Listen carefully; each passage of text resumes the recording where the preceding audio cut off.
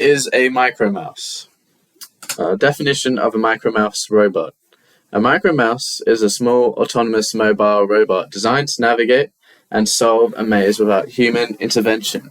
The long-term objective is competition-level performance, where success is measured by identifying the shortest path and completing the maze in the minimum possible time.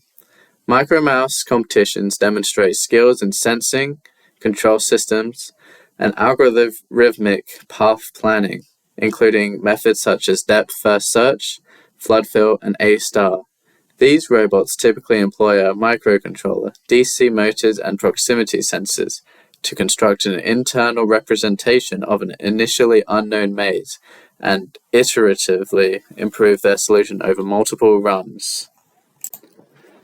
The purpose. The purpose of autonomous maze solving is to develop and evaluate algorithms that allow robots to navigate unknown and constrained environments efficiently while avoiding collisions. This capability has direct real-world applications, such as autonomous disaster response systems, where robots must explore unmapped areas to locate objects or survivors, and warehouse logistics, where efficient route planning between locations is critical.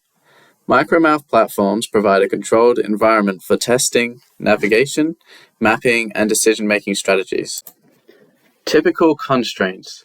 Typical constraints in Micromouse systems include strict size limits, commonly no larger than 25 centimeters by 25 centimeters, and rules prohibiting any damage to the maze. No climbing, jumping, or leaving any components behind. Robots must operate fully autonomously and are restricted to specific hardware components and software timing rules. These constraints force careful design trade-offs between sensing, computation, and mechanical performance. Key challenges. Key challenges encountered during this project included balancing sensor sampling rates, processing time, and motor control. These factors directly affected sensor accuracy and system responsiveness. In confined spaces, achieving precise motor control proved difficult, as excessive speed often resulted in false positive sensor readings and unstable navigation behavior. Stage 2. Design and Implementation. Section 2.1. Mechanical Design. Wheel choice and skid steer configuration.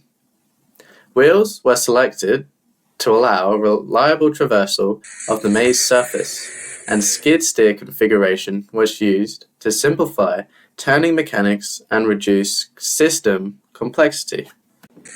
Initial size issues and redesign.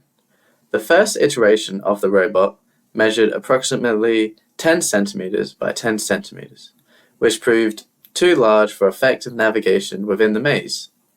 This made maneuvering unnecessarily difficult and prompted a redesign to a smaller form factor of approximately 8 centimeters by 9 centimeters. Section 2.2. Chassis and Manufacturing Strategy. Modular Chassis Philosophy. A modular chassis approach was adopted to allow individual components to be redesigned without rebuilding the entire system, rather than using surface mount PCBs from the outset. Components were mechanically fastened together, enabling faster iteration. Iteration speed versus optimization trade-off. Designing a custom PCB eventually improved robustness, reduced wiring faults, and saved space. However, early on, I prioritized iteration speed over optimization, which was more appropriate during initial development. 3D printing. 3D printing enabled rapid fabrication of complex geometries, and laser cutting was used for more flat components and aesthetic elements. It allowed for faster iteration than 3D printing for two-dimensional parts. 3D scanning allowed components that were difficult to measure to be scanned and reproduced accurately. Section 2.3. Electronics and Power Distribution. Microcontroller Selection.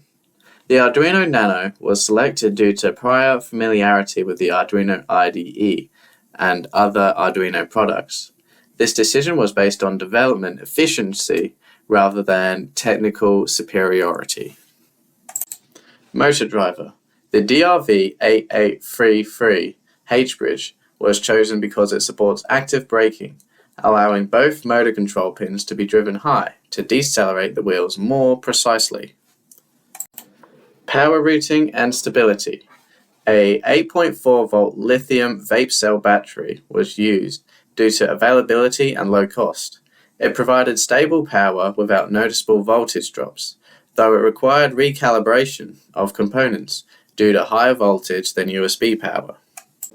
Section 2.4 Sensors and Signal Conditioning. Choice of infrared, LED, and photoresistor. Infrared LEDs paired with photoresistors were used for wall detection. Although sensitive to ambient lighting, their behavior could be partially compensated through software calibration. Maze solving algorithm selected. Flood fill. Reason for selection. 1. Documentation. Flood fill was chosen due to extensive documentation and widespread use in Micromouse competitions. 2. Simplicity. The algorithm's logic is straightforward and maps directly to grid-based mazes, making it easier to implement and debug. Stage 3. Failure Analysis. Section 3.1. Observed problems. Inconsistent sensor readings. Inconsistent or unreliable sensor data resulted in incorrect navigation decisions. Oversteering and wall collisions. Oversteering caused the robot to drift towards walls and collide during forward motion. Failure to achieve stable wall following. Without consistent wall detection on all sides, stable navigation was not achievable. System instability during real-world testing. These issues collectively caused the system to behave unpredictably and fail to traverse the maze reliably, even at all. Section 3.2 Root Causes. Sensor noise and calibration issues. Adjusting resistor values increased sensor range, but did not resolve instability in wall detection. Testing revealed that data was repeatedly read from a single sensor channel, while others were unresponsive or misindexed. This indicated a systematic error relating to signal routing or software configuration rather than simple calibration. This highlighted the importance of developing hardware and software together rather than treating them as independent systems. Lack of validated low-level control. Even when an individual sensor were isolated in software, the system continued to report readings from the same channel, suggesting a deeper architectural fault. Software and hardware mismatch. Hardware and software were developed separately under the assumption they would integrate smoothly, which proved incorrect. Over-reliance on algorithms before foundation. Implementing flood fill prematurely diverted attention away from establishing wall detection reliably and straight line motion. Section 3.3 Key mistakes. Attempting flood fill without reliable wall following. The robot was unable to move straight or follow walls consistently, making higher level navigation impossible. Separating hardware and software development.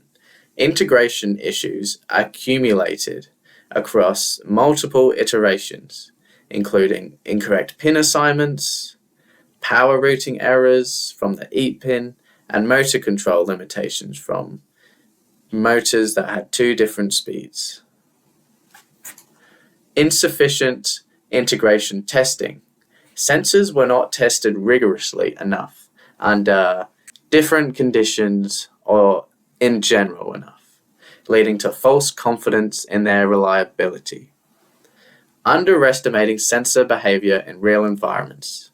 Increasing code complexity without validating sensor fundamentals made debugging increasingly difficult. Section 3.4 Lessons learned. System integration is the hardest part.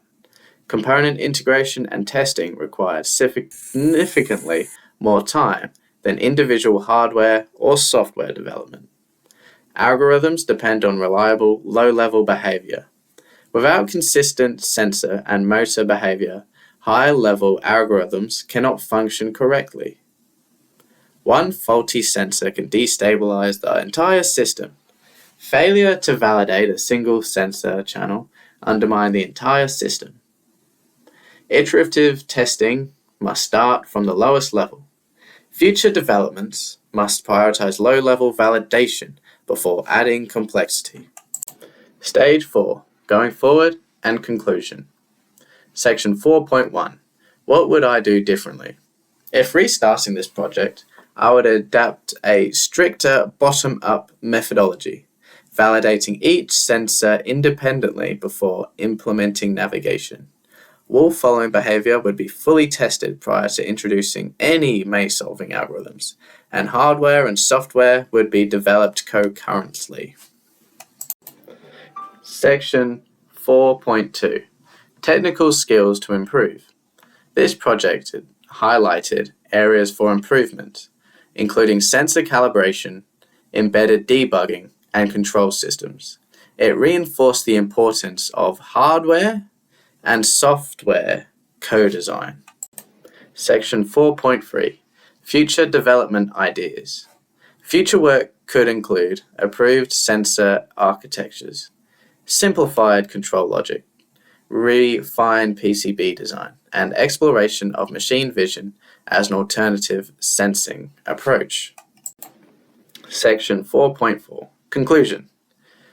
In conclusion, although the Micromouse did not fully achieve autonomous maze solving at all, the project provided significant engineering value. It demonstrated that system integration is often more challenging than the individual component development, and that algorithms are only as effective as low-level systems supporting them. The project strengthened my understanding of iterative design, integration testing, and practical robotics engineering. Thank you very much.